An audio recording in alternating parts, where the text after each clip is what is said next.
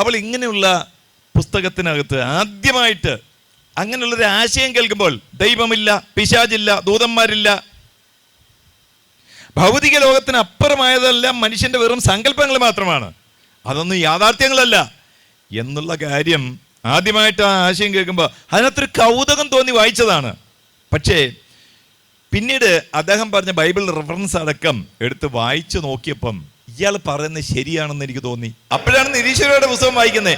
അതിനകത്തുണ്ടോ ഇത് ബൈബിളെല്ലാം തെറ്റാണ്, ഇതൊന്നും മനുഷ്യന് യുക്തി ഉണ്ടെങ്കിൽ വിശ്വസിക്കാൻ പറ്റുന്നതല്ല എന്നുള്ള കാര്യങ്ങൾ വായിച്ചു കഴിഞ്ഞപ്പോൾ ഈ പാട്ടുണ്ടല്ലോ, ഈ ശ്ലോകം, ആ ശ്ലോകം കൊണ്ടൊന്നും ഇതിനെ എതിർക്കാനോ തോൽപ്പിക്കാനോ കഴിയാത്ത തരത്തിൽ ഈ നിരീശ്വരവാദിയുടെ പുസ്തകം ശരിയാണ് എന്നെനിക്ക് തോന്നിപ്പോയി. അപ്പോൾ അന്ന് മുതൽ എന്താണ് ഈ നാസ്തിക ചിന്ത, ദൈവനിഷേധ ചിന്ത, അതിനെക്കുറിച്ച് കൂടുതൽ മനസ്സിലാക്കാൻ വേണ്ടി പുസ്തകങ്ങളും മാസികകളും വായിക്കുക എന്നുള്ളത് എനിക്ക് താല്പര്യമായി തോന്നി. അങ്ങനെ ഒരു ചെറിയ യുക്തിവാദിയായി, നാസ്തിക ചിന്താഗതിക്കാരനായി, ദൈവ നിഷേധം ശരിയാണ് എന്നുള്ള തോന്നലിൽ, പിശാച്, ദൈവം, ദൂതന്മാർ ഇതെല്ലാം തട്ടിപ്പാണ്, വെട്ടിപ്പാണ് എന്നുള്ള തോന്നലിൽ ജീവിക്കുന്നൊരു കാലം. അങ്ങനെ ജീവിക്കുമ്പോൾ ഞാനിത് ഈ കാര്യം എനിക്ക് സംഭവിച്ചത് മധ്യപ്രദേശിലെ ഗ്വാളിയർ എന്ന് പറയുന്ന സ്ഥലത്ത് വെച്ചാണ്. അവിടെ നിന്ന് ഞാൻ എൻ്റെ സഹോദരിയുടെ ഭവനത്തിലേക്ക് പോയി. സഹോദരി ലക്നൌവിലാണ്, UP-യിൽ. ഞാൻ അവിടെ ചെന്നു. അവിടെ ചെന്നപ്പോൾ ആദ്യത്തെ ഞായറാഴ്ച ദിവസം എൻ്റെ സഹോദരി എന്നോട് പറഞ്ഞു, നമുക്ക് ചർച്ചിലേക്ക് പോകാമെന്ന്.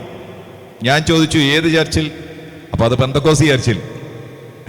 ഒന്നാമത്തെ കാര്യം, അങ്ങനെ എന്നോട് ചർച്ചിലേക്ക് വരാമെന്ന് പറയുന്ന ആ സമയത്ത് എൻ്റെ മനസ്സിൽ ദൈവം ഇല്ല എന്നും പിശാചില്ല എന്നും ദൂതന്മാരില്ല എന്നും ഇതെല്ലാം വെറും തട്ടിപ്പ്, മനുഷ്യനെ കബളിപ്പിക്കാൻ വേണ്ടി, വഞ്ചിക്കാൻ വേണ്ടിയുള്ള പരിപാടി എന്നുള്ള ഒരു മാനസികാവസ്ഥയിൽ ഇരിക്കുന്ന എന്നോടാണ് നമുക്ക് ചർച്ചിലേക്ക് പോകാമെന്ന് പറയുന്നത്.